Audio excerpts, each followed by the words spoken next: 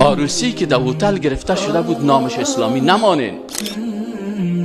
عروسی که در هتل هایی که غذاهای مینوش 600 700 1000 1200 است نام از اسلامی نمانین. اسلام زیبا را بدنام نکنین.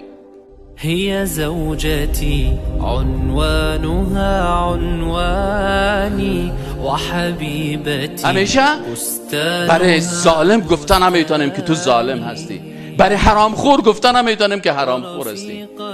آیا این اسرافی که میشه ایده عصر رسول الله صلی الله علیه و سلم بود؟ بگوین برای مردم که برادر در عروسی اسلامی کدام عروسی هست؟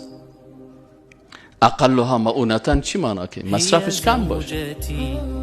خود رسول الله صلی الله علیه و وقتی که عروسی کردن در محفل عروسی رسول الله صلی الله علیه و چی توضیح شدن؟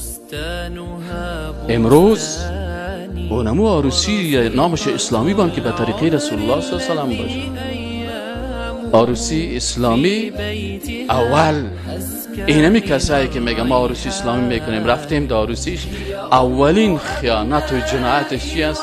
ای که از صیف نیمه نکاح بسته میکنن، میگه نیمه حلال. چی مانا نیمه حلال؟ در کدام کتاب است نیمه؟ کدام نماز نیمه هست؟ روزه نماز هست؟ زکات نیمه هست؟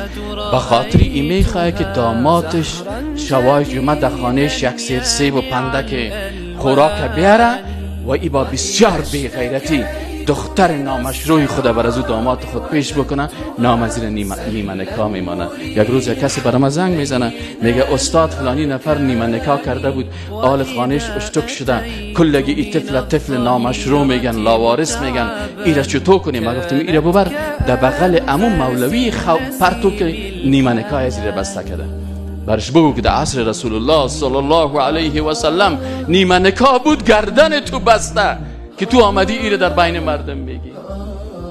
در وقت رسول الله صلی الله علیه و شیرینی خوری بود. الیس فیکم رجل رشید؟ آیا در بین شما یک انسان با عقل و با فکر نیست که واقعیت ها را برای مردم بگه؟ در عصر امروز اگر به طریقه اسلامی امی کسایی که ادعای اسلامی میکنه، او که سازنده است، او که دختر خود از زیر ساز میرقصانه، او که ناموس خود از زیر پیش روی گارسون میرقصانه، او که بیرقش بالا هست، اما بیاین برادرایی که میگن ما اسلامی میکنیم، آیا در عصر رسول الله صلی الله علیه و یک تنها یک بچه نمیرفت خواستگاری یا 16 تا زن رایی میکرد؟ الرحمن يا إخواني نمشي على درب السلام.